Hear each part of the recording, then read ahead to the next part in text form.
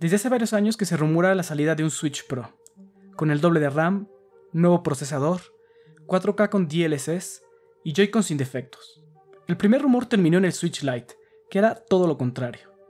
Y ahora Nintendo nos trae una pequeña actualización con el Switch OLED. ¿Más RAM? No. ¿Nuevo procesador? ¿Para qué? ¿4K? Ni lo pienses. ¿Joy-Cons arreglados? Bueno, hay cosas que el mundo nunca sabrá. Cosas que nos recuerdan por qué la relación con Nintendo siempre será entre amor y odio. Así que mejor revisarlo antes de saber cuánto nos van a cobrar de anualidad por los juegos de Nintendo 64 y Genesis.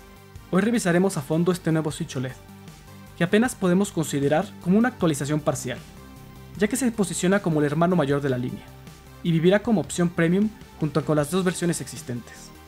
Veremos qué tal se compara con sus dos hermanos, qué nuevas funcionalidades tiene, qué problemas puedes esperar y si vale la pena dependiendo de tu situación. Y finalmente, ¿por qué no tenemos todavía una versión Pro del Switch? Bienvenidos de nuevo, esto es De Cero a Tech.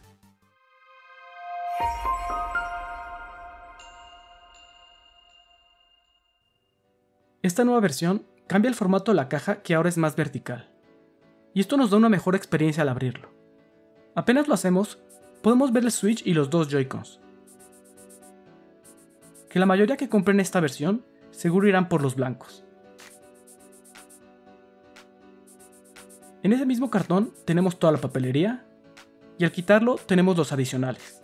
La base, que después de la pantalla tiene el segundo cambio más importante, con un adaptador de red. El cargador, cable HDMI y el soporte para jugar con los Joy-Cons. Y las tapas para jugar de dos.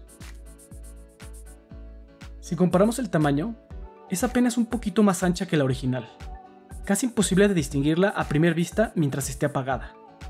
Pero si la ves con más detenimiento, hay un cambio muy claro. Mientras que en el original se nota muy claro el contraste entre el borde y la pantalla, con un notable air gap y bordes dignos de hace 10 años, la pantalla nueva es casi invisible a primera vista, sin ese air gap y con bordes mucho más delgados, similar a las pantallas de teléfonos actuales. Por detrás, vemos el primer cambio importante. En vez de la patita que era apenas funcional, tenemos ahora un soporte similar al utilizado en la línea Surface, que se puede quedar fijo en la posición que lo pongas, y con dos gomitas en la esquina que ayudan a que no se mueva. Creo que es una gran mejora para la gente que utiliza la consola así, porque la patita anterior apenas servía como tapa del micro SD. Por abajo tenemos el mismo puerto USB-C, y el puerto para la micro SD detrás del stand. Por arriba tenemos los mismos botones, la ventila del disipador, el conector de los audífonos, y el puerto para los juegos, que ahora es un poquito más difícil de abrir. En general, la misma idea pero con diseños actualizados. En el dock sí cambian un poquito más las cosas. Y tenemos la segunda mejora más importante, un puerto de red en vez del USB que venía con la versión anterior.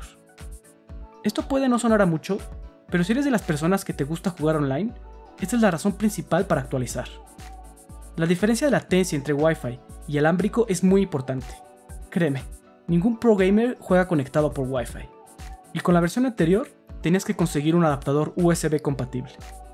Ahora, definitivamente no es una razón para cambiarlo, ya que cuando está en el dock no puedes aprovechar el principal cambio, que es la pantalla OLED.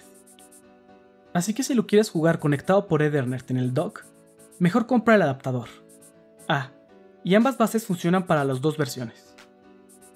La base tiene un rediseño completo por dentro. Esta vez incluye plástico completamente liso, sin textura, lo cual evitará los rayones de los que tanto se quejó la gente en el lanzamiento original.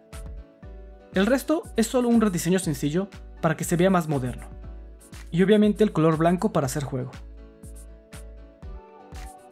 El resto de los accesorios y los Joy-Cons son idénticos, incluyendo el soporte y las tapas con los botones, con la única diferencia de que la abrazadera, que en este caso tiene detalles blancos. Un pequeño toque, pero que funcionó bien para los Joy-Cons de Skyward Sword. El último cambio físico importante del Switch, aunque invisible, es que ahora se incluyen 64 GB de almacenamiento, lo cual apenas hace diferencia con lo anterior. Antes había juegos que solo podías tener uno instalado, ahora vas a poder tener dos. No conozco a nadie que no tenga una microSD para los juegos. Lo único que se me ocurre es si tienes puros cartuchos y solamente lo usas para guardar fotos y avances de los juegos. Creo que no hay pretexto para que Nintendo no haya incluido 128 GB. La diferencia en costo hubiera sido mínima, y hubiera sido lo suficiente para considerar no comprar una micro SD. Pero con 64 GB, casi todos los que la compren tendrán el mismo problema que en la original. Absurdo. Ahora sí pasemos al cambio más importante y al que le da el nombre a esta nueva versión, la increíble pantalla OLED, que es un salto importante en la presentación.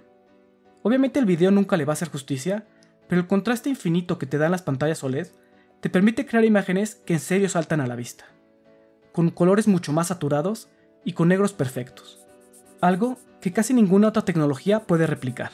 Esto lo vas a notar principalmente en juegos como Metroid Prime, que claramente está pensado para sacar el mayor provecho, y se nota, con ambientes oscuros con pequeñas iluminaciones y colores muy brillantes y saturados que contrastan con el ambiente.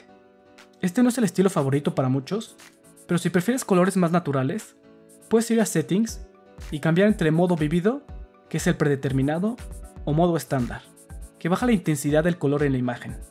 Esta es una configuración típica en todos los teléfonos y teles que utilizan esta tecnología, y por lo tanto, es la única configuración adicional que tiene este Switch sobre el original. Existe una preocupación importante por el problema de burn-in que tienen estas pantallas OLED, pero Nintendo ya incluía una opción para reducirla al mínimo en el original, y también existe en esta. Es cierto que puede pasar, pero esta es una tecnología bastante madura, y la posibilidad de que pase en escenarios normales de uso es bastante baja. No creo que deba ser una preocupación real para la mayoría de los usuarios. Y si te preocupa, recuerda no usarlo al máximo brillo y no dejarlo prendido y sin usarlo por mucho tiempo. Ah, claro, y poner el tema oscuro. Finalmente el tamaño también es mayor. Tiene 7 pulgadas en diagonal, comparadas con las 6.2 del Switch original y 5.5 del Lite. Pero no tiene más resolución, y con píxeles más grandes es más fácil notarlo si tienes buena vista. Pero la resolución es más que perfecta para el tamaño y la distancia de uso. Si no, Steam no hubiera ido por una pantalla con la misma resolución para su Steam Deck.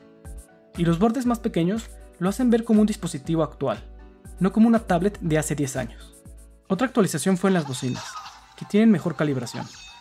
En lo personal, creo que todos los Switch han tenido buen sonido, con una muy buena posición para lograr la separación estéreo correcta. Es difícil notarlo en sonidos normales, pero en canciones sinfónicas como las de Mario Galaxy se nota mucho la diferencia.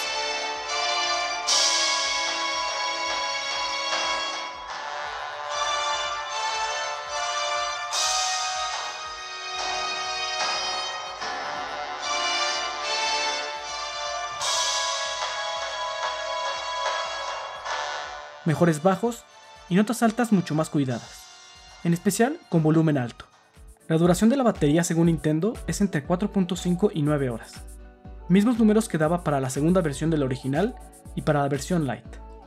Las pantallas OLED gastan menos luz ya que pueden variar la intensidad de la iluminación píxel por píxel, así que recuerda cambiar tu tema a Basic Black para ahorrar más pila y desgastar menos tu pantalla. Bueno, aquí puede haber mucha discusión de si hace falta o no, pero no hay duda que las colecciones alámbricas son mucho mejores para jugar. Aunque puede tener la misma velocidad en megabits o gigabits que el Wi-Fi, la estabilidad y la latencia de no estar compartiendo la conexión con otros aparatos conectados al mismo access point lo hace ideal. Para probarlo, utilizamos Rocket League, que nos deja ver la latencia durante el juego. En el caso alámbrico, lo conectamos directamente al router, y para Wi-Fi a un access point profesional conectado al router. La conexión es por fibra, por lo que puedes ver que no hay muchos problemas con latencia ni con velocidad. Jugamos 3 partidos en cada conexión y capturamos la latencia más o menos cada minuto. Luego las promediamos para tener una latencia final, y como puedes ver, la diferencia es significativa. Considera esto en especial en juegos como Smash o Splatoon, y recuerda que ningún jugador profesional juega por Wi-Fi. Para cerrar, creo realmente que Nintendo no quiere que compres este Switch. El Switch OLED es una actualización importante, pero para nada necesaria. Si ya tienes un Switch, Nintendo no está esperando que actualices. Es más bien para los que no tienen y para los que están dispuestos a gastar un poquito más. O para los fanáticos como yo, que coleccionamos todo lo que hace Nintendo. La actualización de la pantalla y el dock con puerto de red son las dos cosas más importantes que están poniendo en la mesa. Pero casualmente son dos funciones exclusivas. Si quieres usar la pantalla, no puedes estar conectado al dock. Y si quieres usar el cable de red, no puedes usar la pantalla. Si utilizas tu Switch principalmente en la tele, ni te preocupes por esta nueva versión. Y agrega a esto las complicaciones que pone Nintendo para tener tus datos en más de un Switch. Si tienes más de uno con la misma cuenta, solamente puedes usar uno offline, y el otro solamente funciona cuando estás conectado al internet. Así que olvídate de llevártelo de paseo. No es algo nuevo, pero es ese tipo de decisiones absurdas que provoca esta relación de amor y odio con Nintendo.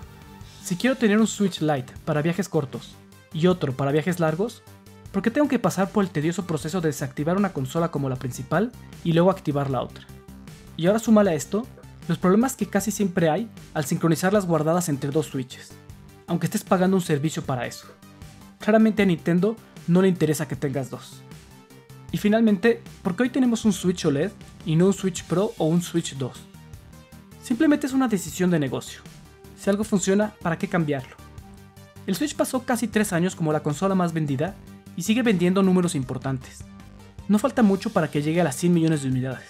Si a esto le sumas la escasez de piezas, ¿para qué arriesgar? Mejor nos dan una consola con una pequeña actualización en la que seguramente Nintendo gana más.